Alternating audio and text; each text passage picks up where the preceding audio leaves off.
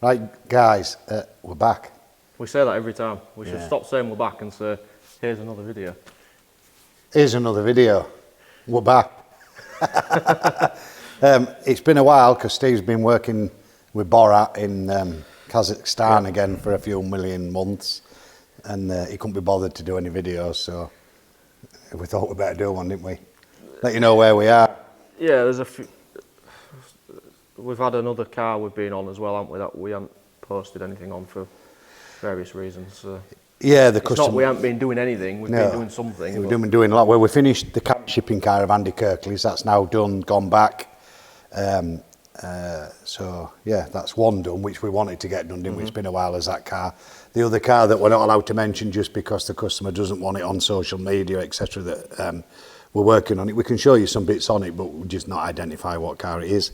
Back on the Texaco car, we've got the diff in that now, haven't we? One of the drive shafts, we're having to have one drive shaft specially made because they're an oddball length when you put the Eggenberger rear arm on with a 7.5 inch. Well, this is I was going to say, it's a bit different, isn't it? Because a lot of the touring cars run a 9 inch rear diff. Yeah. This, which are equal length shafts. That's right, yeah. This is a 7, so it's still got the long and the short. So yeah, stuff like that just takes time, doesn't it? It does, yeah, because we're going to have like 4 or 5 made out. We keep them in stock.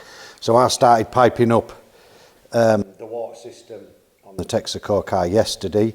We're doing it all with braided lines on the smaller pipes, obviously the bigger standard rubber pipes. We've got Paul Roos Motorsport Hoses. He's making some 45-degree bends for us as we speak.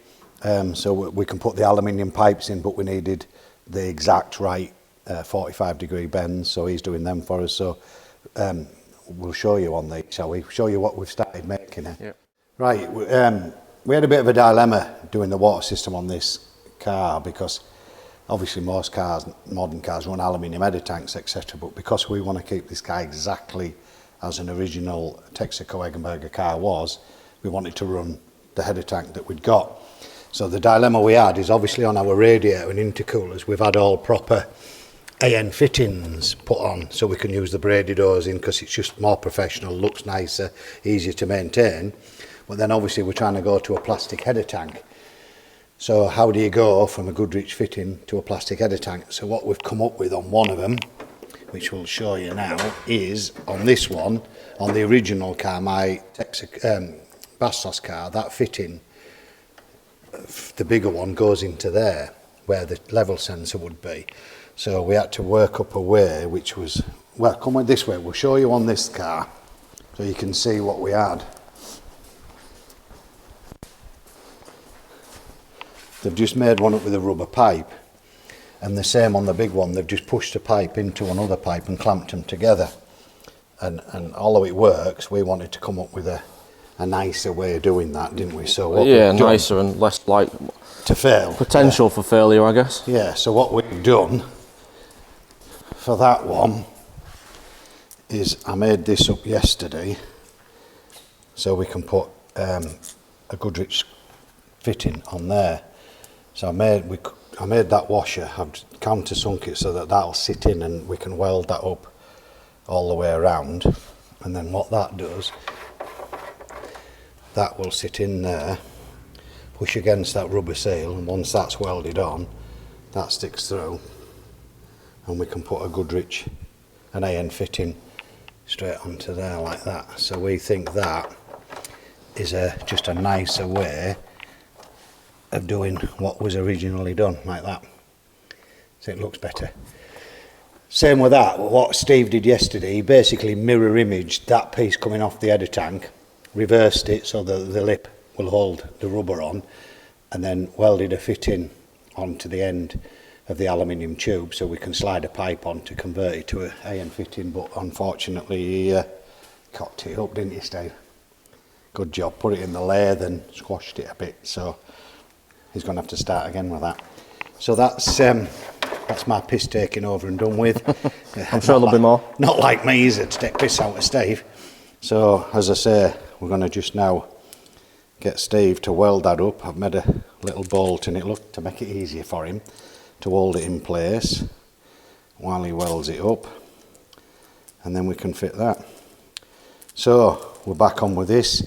Next thing here is, this is Alice, by the way. Say hello, Alice. My phone's off again. Right, hang on, here. So this is the breather, oil separator breather off my Bastos car.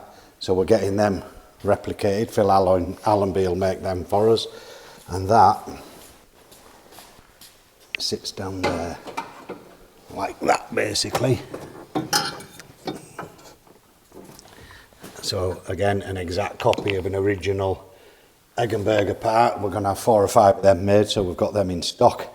So they're going off to Phil's hopefully later today to get made. So there we are with the Texaco car. What else have we got to do to it? Fuel system, haven't we? The fuel system needs sorting out. We've got the tank in the back. We need to put the pumps in, pipe it all up, connect the wiring up, and then see if she'll start. So that was basically the Texaco car, a roundup of what's been going on with that. We've really just started getting that back on the ram and getting back on with it, mainly because we've been on with this one. As Paul already said, we can't really go into too much detail about what it is. It's a touring car, that's all we need to know for now. But these inserts, so these inserts here, one of the things the customer asked us to do was basically repair them. Now these already had helicoils inside them, and the helicoils had also been damaged, but they're not that strong. A helicoil fixing is not that strong in terms of for something like this. Now this is obviously the tie rod, stops the front wheel going back and forward, so there's a lot of force on this.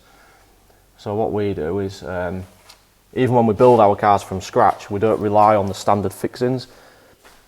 And this is one that's come out the chassis. I've taken out the chassis. I don't know if Paul can zoom in on that, but you can see there's only like 4 very tiny welds on that. So there's an easy chance for that, especially when they're 30 odd years old, to spin. If you're at the side of the track and that starts to spin, it leaves you in a lot of trouble because you're not going to get that bolted back in. So what we do is we have plates that we have laser cut. We weld decent nuts on the back of them properly, so you've got a stronger fixing. Then we weld the plates to the chassis. So that's what we've done on there to basically give it a good repair instead of relying on helicoil. And we think that's the best way, don't we, Paul? We do. That's put it back to, basically it's what we do when we build a car.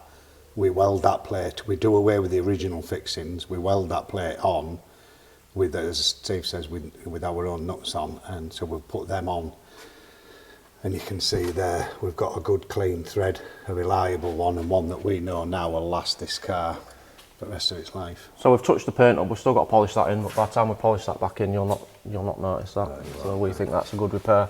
Anti-roll bar to go back on, because this is an 89 car, is it?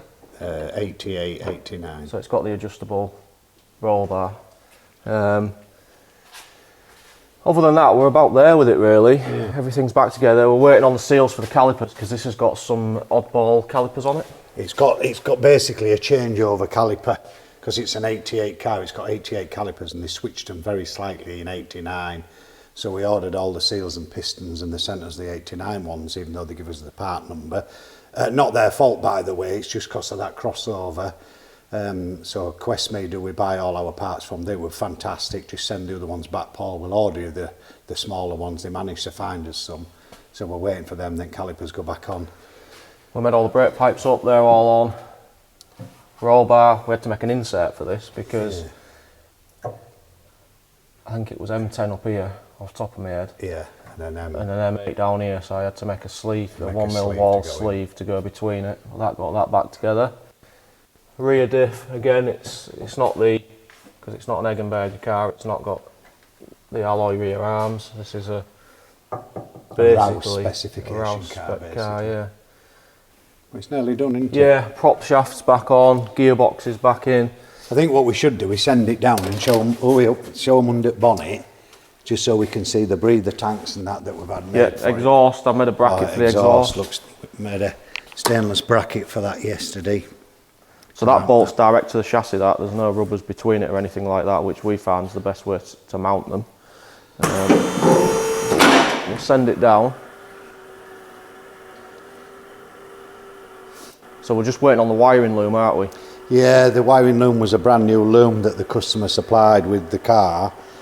We put it in, we connected the battery up and we found a few little minor issues, didn't we? But it had to go back. Yeah, there was a bit of miscommunication between the customer and the loom manufacturer, and done like for like, but as everybody knows, when you're at the side of the track making repairs, things do get crossed over, and we found there was a few issues, so it's gone back.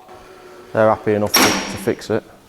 So the breather tank there and catch tank had been changed over the years, as many of these race cars have. So we've had that copied. Phil Allenby again, Ali Fabrications has made us that based off photographs of the original car. We've copied that and we're really pleased with it. We think it looks perfect compared to the original one. I made that little heat shield there. Look at that. That's probably the best thing on all cars. Yeah, it was a good idea of yours, Paul, to mount it like that as well. It was fabulous. I tell you what, I'm just, it's just made this car, hasn't it? Yeah, it has, yeah. Yeah, thanks. Yeah. I appreciate that. So yeah, we're done. That's a brand new engine. We had some plugs that we had to change over, so obviously we've swapped plugs. Wiper motor only has 1 speed on this car. Plugs for the heater box and stuff like that, so we've done all that. We're about there with it. We've still got a couple of little pipes to fit for the radiator, so wiring loom to go in. Fire extinguisher we've done, we have to make all the brackets up for that, because it was just cable tie. You're not allowed now to cable tie them, you have to put a bracket. Obviously when this fills, if you pull the extinguisher, you get a pressure down the line, so the line tries to straighten itself. So if it's only cable tied, there's a high chance it'll just come off and it'll just be waving around and not spraying it where you want it to spray. That's a lovely description, that's Stevie. Yeah, well can do the action again. Yeah, they are brilliant. Yeah. Well, we might get an extra viewing. So we've done that. So there we are. So we're nearly there with this, aren't we? Yeah. Loom back, put the loom back in, and there it's done, isn't it? Basically, get that exhaust back on later today, which he's done a sexy job of that bracket. Took him all day, like, but I'm not gonna hold that against him. Do you know what I mean? So what else is it? Oh, we liked about with that for a day, didn't we? Got Camaro running. Had a laugh with that. Now it won't start again, will it? Yeah. Paul blew it up, taking it down the road. No, I didn't. It starts, but won't keep running, will it? So we'll put it on that ramp. And it has got fuel in it before you all jump on the comments and say, we put fuel fuel pump's in working, but it's had fuel, it's got new plugs in it. So I'm pissed off with it now. So if anybody wants to buy a nice Camaro race car cheap, I'm just sick to death of it. Because it won't start. I don't like things that can't start. And because we don't do V8s, do we? Nope. We can fix it, but I can't be bothered. My Mustang under there, look, haven't put it on road this year, should have done, but where's this year gone? Who knows? What else have we got? Oh, shall we tell them about the car that's coming this morning? Yeah. But a special car coming. This is your new daily runaround, isn't it, Paul? No, it's not mine at all, but to be honest, we were a bit wary whether to taking this job on, whether we were sort of skilled enough for it. Alice is there, look, busy working away, look at that. Yeah, here we are, look at this beast. Do you think we can manage this, Steve, or what? I think everyone needs to see you sat in that, Paul. This is actually my partner's daughter's car. So this belongs to Evie.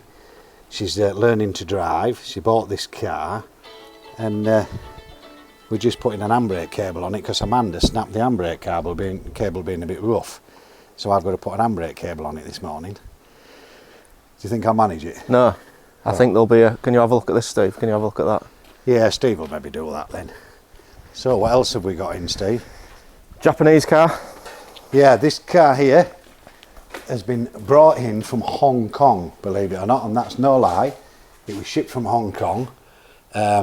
Basically, it's quite heavily modified. It's got an aftermarket ECU in it, different turbo.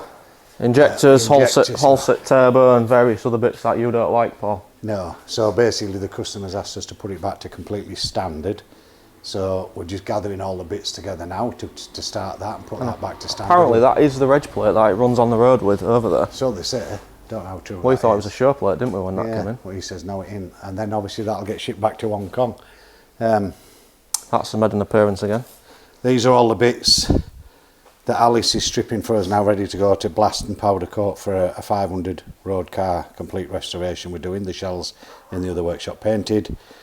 My DJR car's come back from the museum, so that's going to go under mezzanine floor when we get that black shell out.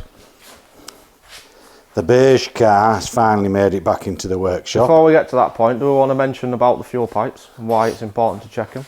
Oh yeah, I went and got this. Well, they sent it back from the museum because I was going to go and do Ford Fair with the car, do a few laps in it because I've only ever done it once since I've owned it. Brought it back, fuel pumps had seized up, so I had to put fuel pumps on it. Got it fired up and it pissed fuel out absolutely everywhere. Basically all the fuel lines, because of the modern fuel, had perished and it was pissing fuel out everywhere. So we changed 3 of the pipes, the ones that were leaking, and thought, right, that'll do. But then I panicked and thought, well, if them 3 are leaking and I take this to Ford Fair and one of the others starts leaking, so I decided we're going to change every single fuel line on the car. Well, this is still on the original rubber pipes, isn't it? So yeah, it is. It'll be much better on the Teflon lines. So I decided not to take it, and we're going to change every single fuel line to Teflon. Then it's done, finished, and we don't have to worry about that anymore. So that's another little job. But yeah, the base Sierra. This was in our videos from probably 18 months ago. Yeah, it will be. It's been on and off, this job, whether we're doing it, whether we're not, whether we're doing it, whether we're not, and now it's back on. It's definitely getting built. This is the DJR Sierra, DJR 7. The paperwork's coming through shortly from Dick Johnson to say that yes, this is officially their car. So Stevie there, I'll be on with fabricating this soon. I might help him because I like fabricating. So are we building this like this? Or are we building a mix of two, or how are we building it? Well, basically, that's an Eggenberger spec car anyway. Dick Johnson changed everything to Eggenberger spec. So, realistically, it's almost exactly as we build them anyway, Steve, isn't it, really, when you think about it? So, I mean, we will build this to Eggenberger spec. We have these in stock as well, don't we? So we can put the inlet on it. It's going to look exactly like this does. I mean, it's going to be this car, isn't it? It's a copy of this car. It's going to be an Eggenberger spec car, as we say, but we're going to do a lot of the DJR traits, like the big air scoop, things like that, to make it sort of match. So it'll be very similar to this car. The cage, I think we'll put one of our Eggenberger spec cages in it, to be fair. Nothing wrong with this cage, but I don't think this would pass today anyway, to be fair, and it's pretty basic. You know, I wouldn't really want to run with a basic cage like that anymore, so we'll but I would think we're going to copy all the dash panel and everything so it all looks sort of period to this car. I don't know, we'll decide, won't we? But there we are. What else have we got? That's kind of where we're at the minute then. Yeah, that's it. Oh, you haven't mentioned your engine, have you? Oh yeah, here, hold that camera. So I got a phone call from a guy. Did I want to buy a prototype Cosworth engine? And I'm like, of course I do. Now, I had seen pictures of this, I think, in one of these books that we've all bought, seen, read or heard about, Cars You've Always Promised Yourself, etc., by Steve Saxty. He's done numerous amounts of books now, and he talks all about the history of Cosies and how it started and all that, and this engine is a prototype Cosworth engine. You can see obviously the similarities between that and a standard Cosy engine. This, you know, it's very similar. The layout's exactly the same. The only thing that changed is they moved the thermostat hours into the front of the engine. Got away with a fan, put an electric fan on. But you can see there that the head is still exactly the same. The inlet manifold, the exhaust layout's the same, still 16 valve. But I just Main difference is a rocker cover, isn't it? Yeah, but with its Mercedes cap on it, look. Yeah, because obviously that's the only thing they could find, but I just thought it was a cool thing. You found a picture of it on the internet, didn't you? Yeah, I did. I'll put it up because it's got the tubular manifold rather than the.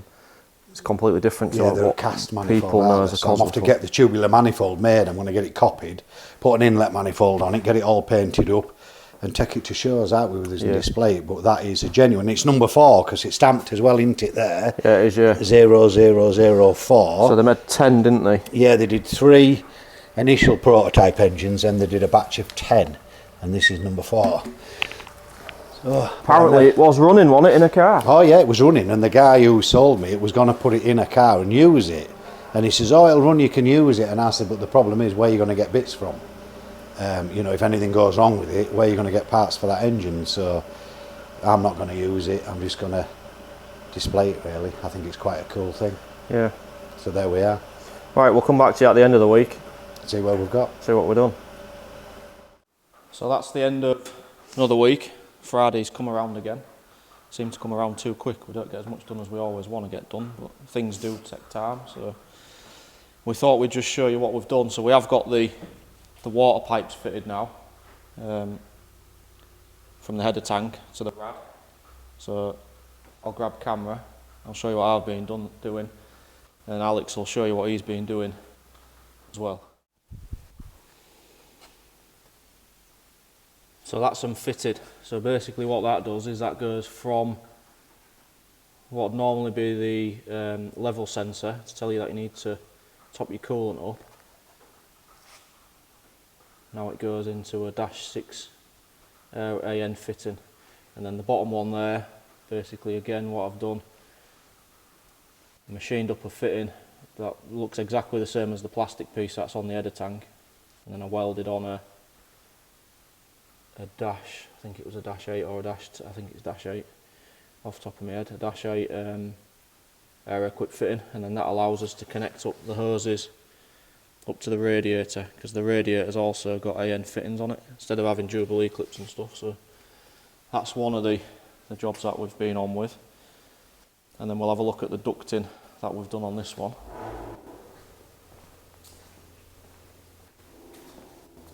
So there's the ducting that we've still got to be welded up yet. It's still got to be welded up down here, but basically what it does is it funnels the air. So what that does there is air comes through the bumper this way, through here, and then the first thing it's going to do, because it's harder for it to go through the radiator and the intercooler than it is to go down, as it tries to come down and take the easiest route around. So what we do is we panel it all in, which forces it through the radiator, and again we blank off the sides so that it doesn't go through the intercooler and then try to come around the outside. It has to be forced through. So being on with that, Alex has made up all these ones here.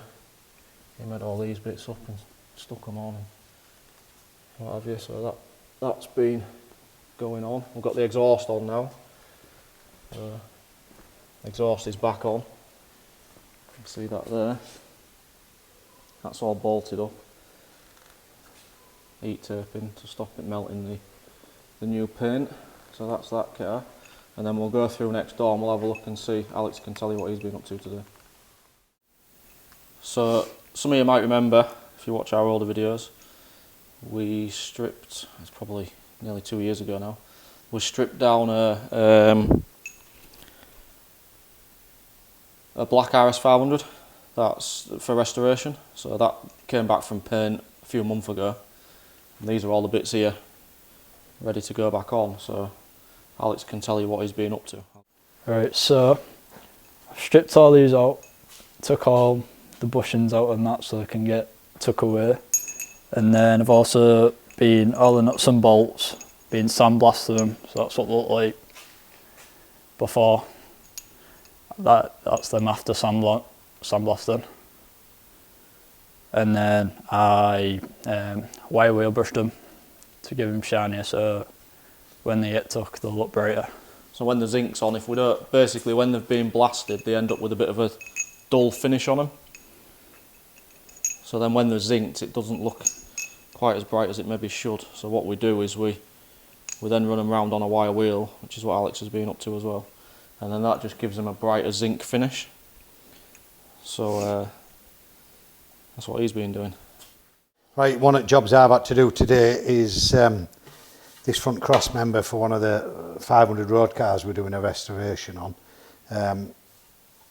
Basically, as they all are, they've either been knocked on a curb or something, or jacked up on, and these get flattened. And as you can see there's a pressing in them. And we wanted to get that out without filling it or anything, so we can powder coat it. So I'll send Steve some pictures, he can put them up for you. So I've just basically drilled all the spot welds out around that bottom plate, took that plate off, and then repaired that on the bench with a hammer and dolly, got all the dents out of it, got the ridges put back in it nicely, and then welded it back on. So that now is ready to go and get powder coated and is dent and ripple free. So that'll get fully blasted first, won't it? Yeah, it'll get fully blasted, then powder coated, and it'll look as good as new once it's done. So we're happy with that.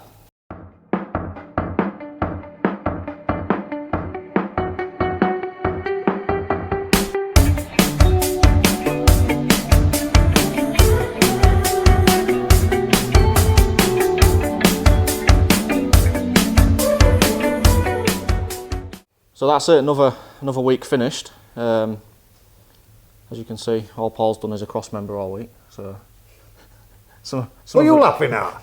Some of us work harder than. But yeah, so that's it. So Alex has been here for the last couple of days, giving us a hand, getting bits done. Have you been giving us an hand? Yeah. Mainly, as Paul said, the stuff we don't want to do. Always a bonus. So there we are. So yeah, what's coming up next week? What are we on with? Probably starting. Oh, hang on. What have we got to do? Few bits left on that car we can't mention. Few bits left on the Texaco car we've got to do, but we're waiting for some bits now, aren't we? And then we're starting the DGR car. Basically, we've got 2 race cars to build. Yeah, 2 race cars to build, the DGR car and a second car for Andy Kirkley. Now he's got the Cam shipping car back. He wants us to build a replica of that car that he can use. In a different colour? Yes, what it is, Andy's car ran in about 3 different liveries because it raced in Cam shipping in BTCC, then it went over to Japan and ran in Cosmo Oil and another one which I can't remember. Anyway, he's going to go in one of the Japanese liveries as a homage to his original Cam car. So it'll look like it, won't it? But it'll have our loom in it. Yeah, it's not going to be an exact Rouse copy because we don't do them, do we? So it'll look like his car, but it'll have a lot of our looms and our bits and pieces in it, but out from the outside it'll look like it. Yeah, so we'll try and do in a bit more detail going through the build of that. Yeah. You know, putting all the plates in it, and we've got a few repairs to do on the shell first, haven't we? Yeah, there is, yes. Not a bad shell, is it? No, it wants a few bits. And then obviously we'll put the air jack turrets in, we'll do all the Group A modifications, so we'll go back through it all like we did with the Texaco car. Yeah. But it might have a slightly different looking cage and bits and pieces, but we'll go through that when we come to it. Yeah. So that's it. So again, thanks for watching. Well, as Adam Smith would say, we'll catch you on the next one.